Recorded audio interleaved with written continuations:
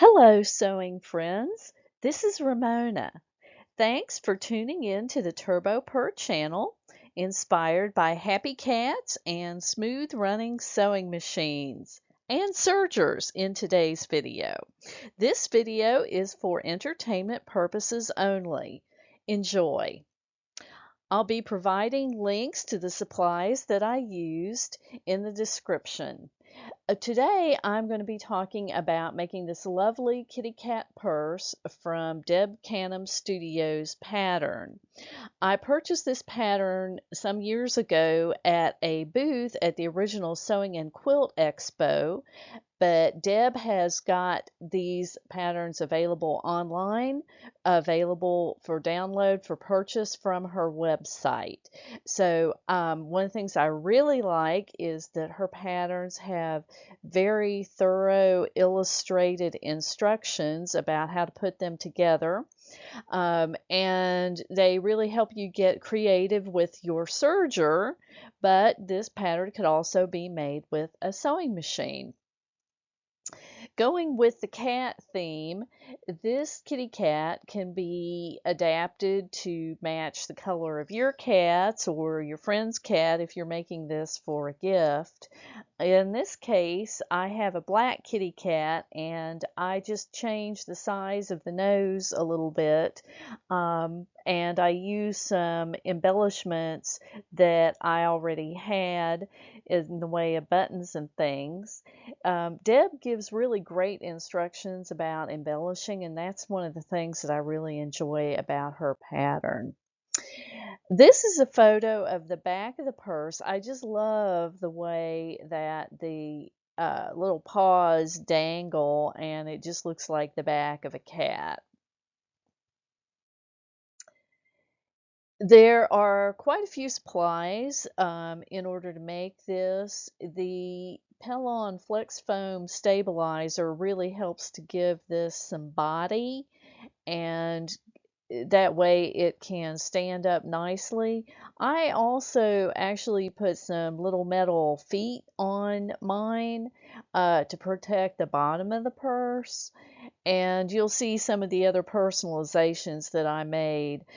It's really nice with tote bags to add zippers and other functional embellishments to them. I purchased the vinyl at the original Sewing and Quilt Expo earlier this year, and I really liked that the metallic vinyls are very soft and supple. The pink glitter vinyl has more body and stiffness to it, and it was just perfect for this application. I also used some vinyls that I already had that I purchased from big box stores. I had some black vinyl and some blue metallic. Here is a close-up of the kitty cat applique that's on the front of the bag. And for this, I used the black vinyl that I had from the big box store, and that silver pattern vinyl is one that I already had purchased. The pattern calls for using buttons, but of course you can also use rivets. I have some, I had some various colors of rivets, and I have a rivet press that I got from Missitopia, so I've been putting rivets on everything lately. The little button on the collar is a crystal button that came from Mood Fabrics in New York, and the trim along the sides, the little multicolored trim, is from Hobby Lobby. There's a couple, it's a little bit hard to see, but there are some black buttons that are holding, stitched onto the arms to hold them onto the main applique body. Incidentally, I scanned the kitty cat applique pattern with a scan and cut the pieces of the pattern with the scan and cut to get really nice and even edges. In this project, I used a lot of different decorative serger threads.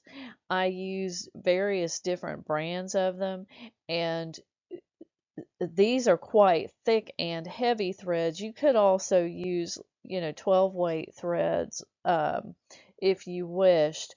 But in order to get these heavyweight threads through the loopers, you would need to look at your instructions for your machine. With my machine, I needed to use a thread cradle in order to pull these through the loopers. But they create quite a lovely effect. Okay, here's a picture of the top of the bag. When I was buying the metallics vinyls, I also really like the sweet pea metallic colored zippers. So in the top of my bags, I like to have a zipper top. And this was something that I add to almost all the tote bags that I make. Um, and this pattern was for basically a bucket style tote bag, but I added quite a few zippers to it because I like zippers and for practical reasons. So when this flap is opened all the way, it just lies flat against the inside of the bag. You'll see that in a minute. And I embellished the bottom with a pearl rivet. I had in my fabric collection this really cute mouse and cheese cotton fabric. So this is a quilting cotton, and I used it for the lining. I thought it was just perfect and went with the cat theme.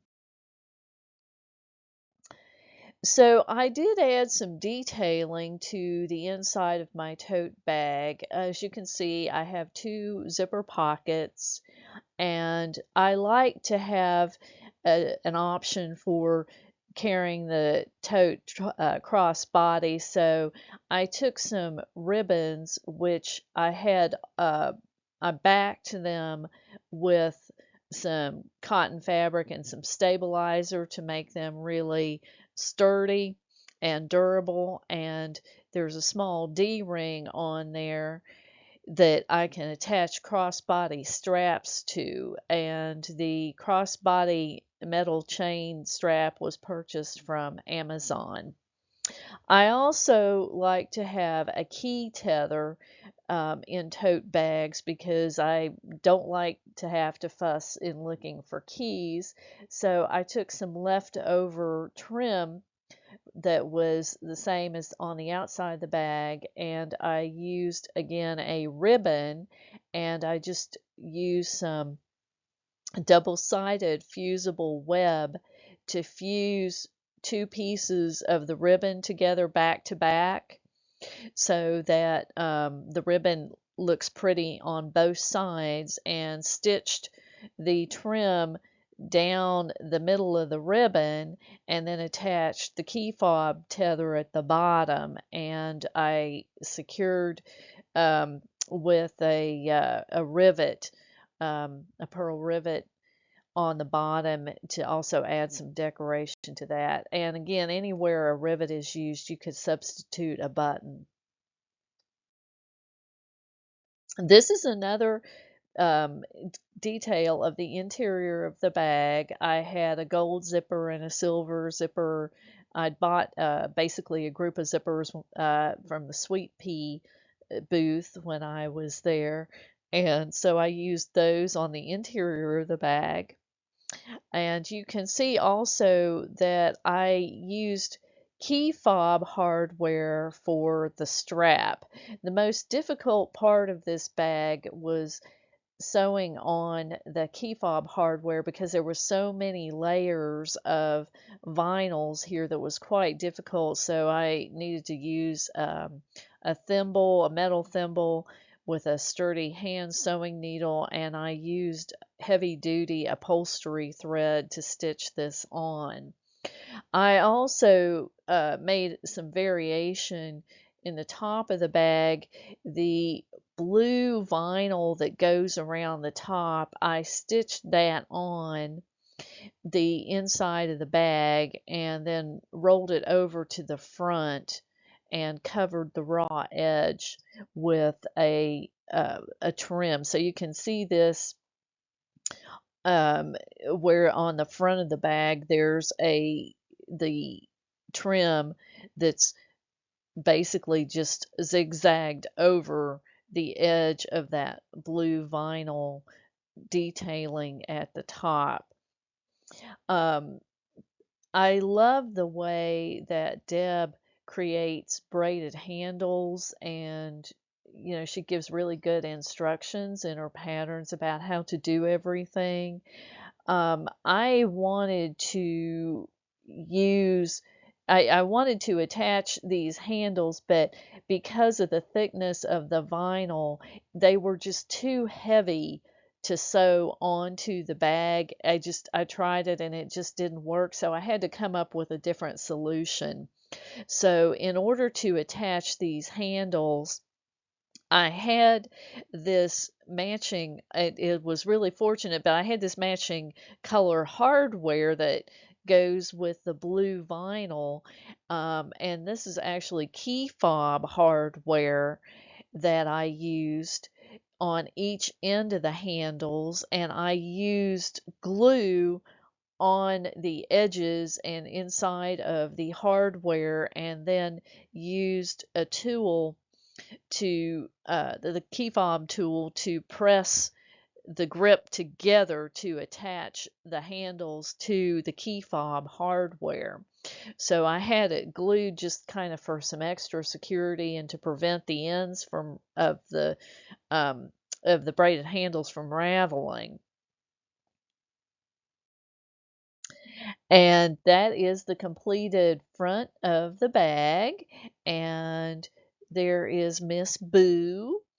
Um, Also, if you wanted to make one of these for a dog, Deb has a similar pattern with a dog applique on the front, and I thought it would be really interesting to make that personalized for a dog if you were going to make this for a friend or family member that has a dog.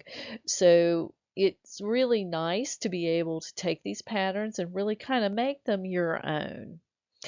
Thank you so much for watching and have a wonderful time sewing. I'd love to hear about what you are making in the comments.